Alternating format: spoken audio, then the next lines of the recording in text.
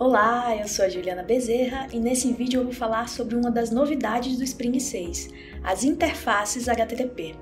Como vocês já devem estar sabendo, o Spring Framework 6 vai sair esse ano. Já estão sendo lançados alguns milestones, mas a versão oficial final deve ser lançada no finalzinho desse ano. E essas versões trazem muitas novidades, que inclusive eu vou trazer vídeos aqui no canal para falar sobre isso, então se você tiver interesse, se inscreve no canal para não perder os vídeos.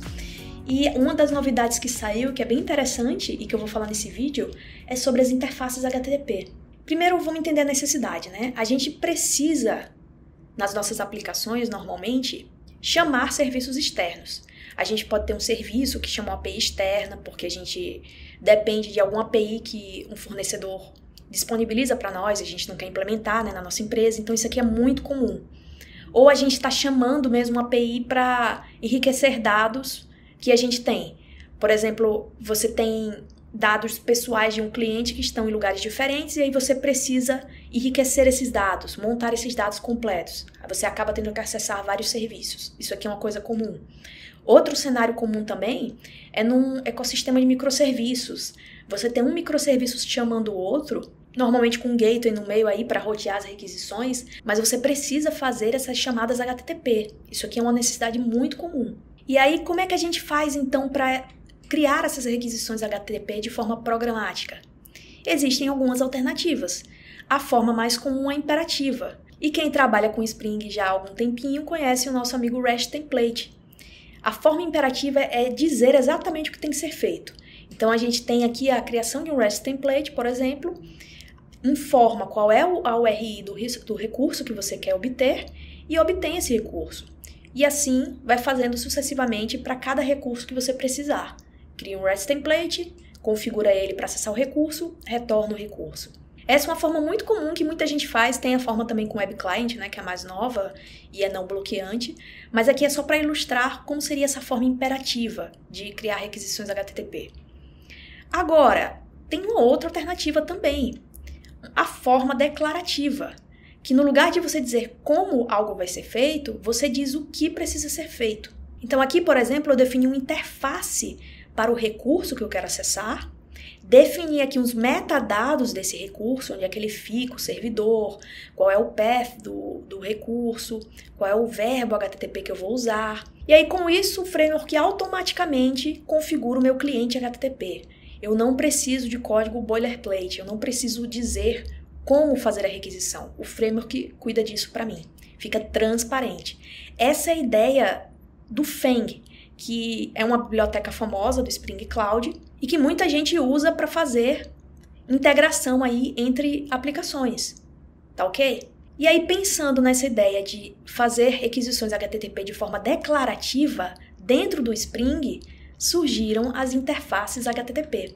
Então essa é a novidade. Agora a gente traz para dentro do Spring 6 essa possibilidade de criar requisições HTTP de forma declarativa. E é isso que a gente vai fazer agora na prática. Vamos para o código. Então vamos lá, eu vou criar aqui um projeto Spring Boot. Para a gente testar essa funcionalidade aqui das interfaces HTTP, a gente vai usar a versão 3.0 do Milestone 5. Essa aqui, tá? Do Spring Boot. Então, seleciona ela, seleciona o Java. Eu vou colocar aqui BR com Juliana Bezerra. Vou colocar aqui o nome do projeto como HTTP Interfaces. Vou especificar que é JAR, Java 17, por favor. E aí, a gente vai usar o DevTools aqui, para permitir o restart, né, do projeto. O hot reload, na verdade. Vou colocar o Spring Web Reactive. Aliás, Spring Reactive Web, que é a API reativa do Spring, que está sendo muito enfatizada aí pelo pessoal da comunidade, que eles estão investindo muito nessa API para que ela seja usada no dia a dia. Então, essa parte de interfaces HTTP, ela funciona toda com a API reativa do Spring, que vai ser com o Web Client, né, com Webflux e Net. Não tem nada de servlet, nada bloqueante aqui em I/O. Então, é ela que a gente usa. E aí, com essas duas dependências, eu já posso dar Enter e escolher o local que eu vou salvar meu projeto. E prontinho, o projeto já abriu aqui. Então é isso, projeto configurado, com todas as dependências. Agora a gente pode passar para a implementação. Para a gente fazer o teste aqui, a gente vai simular o acesso a uma API externa, que vai ser uma API bem famosa, que é o JSON Server, que permite a gente consultar posts, criar posts. Ele simula a criação, né? Não é bem a criação em si.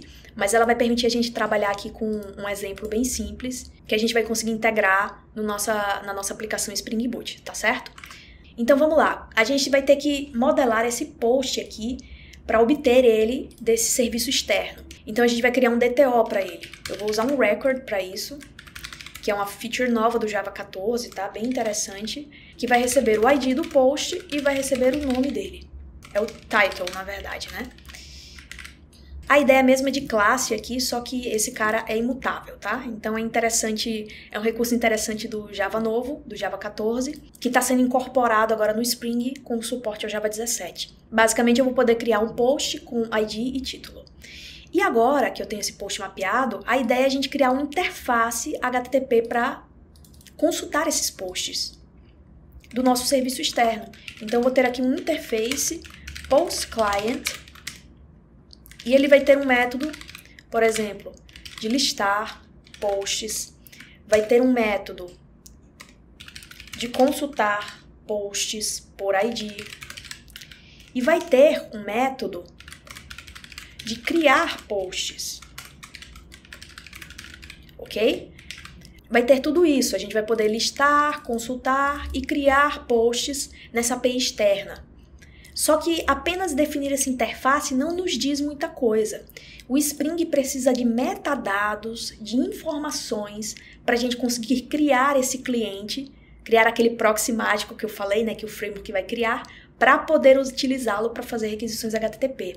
Então a gente vai precisar primeiro dizer qual é a URI do recurso que a gente está acessando com esse cliente. E a gente vai fazer isso com a notação HTTP exchange, que recebe um string, que nesse caso vai ser posts.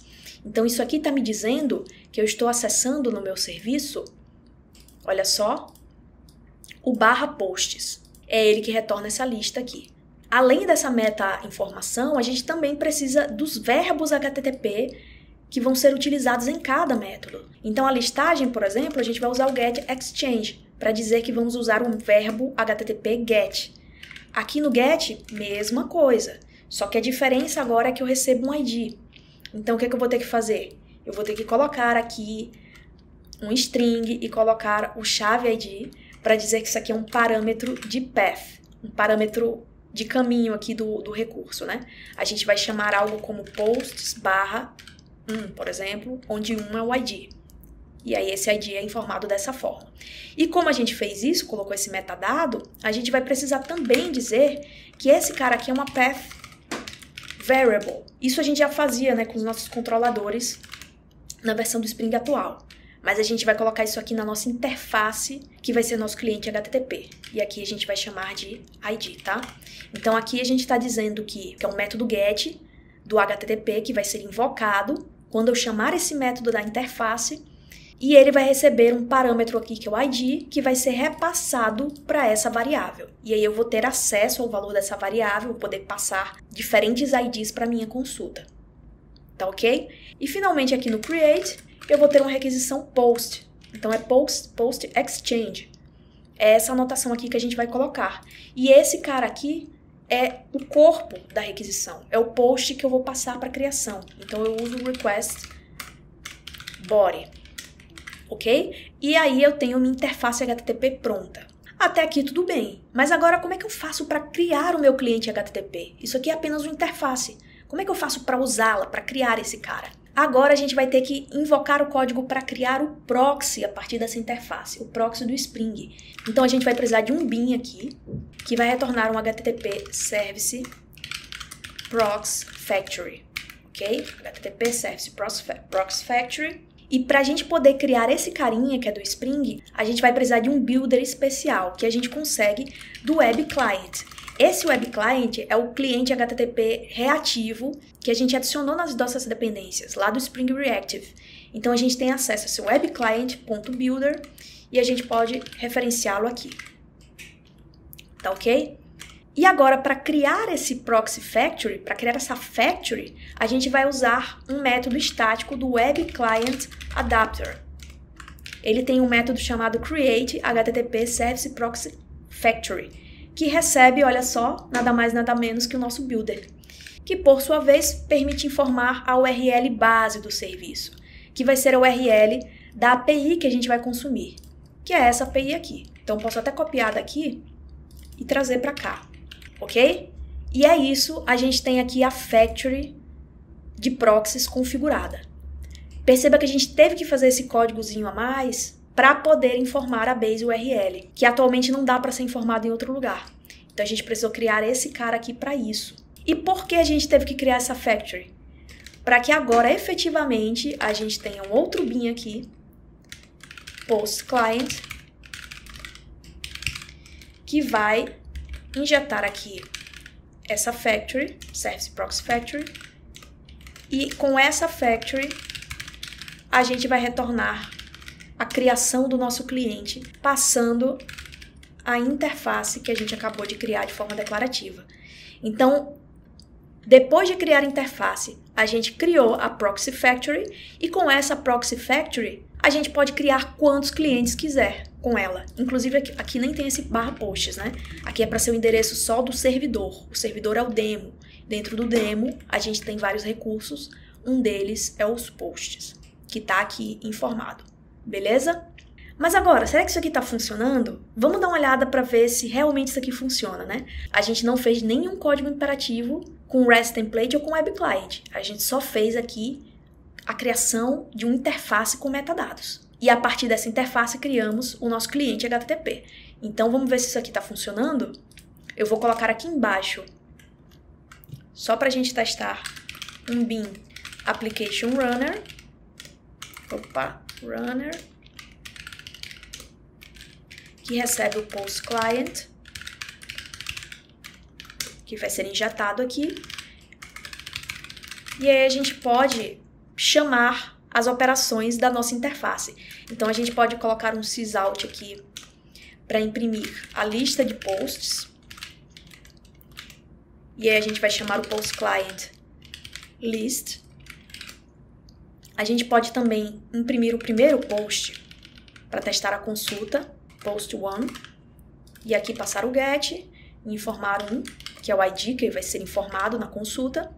E aqui no final a gente também pode testar a criação de um post, utilizando o create e passando um post novo aqui com ID 3, por exemplo, ID 4, e nome vai ser post 4. Vamos colocar dessa forma. Aqui é um long. E agora sim a gente tem o teste dessa interface HTTP. Será que está funcionando? Vamos executar aqui para ver? Vou executar aqui o programa.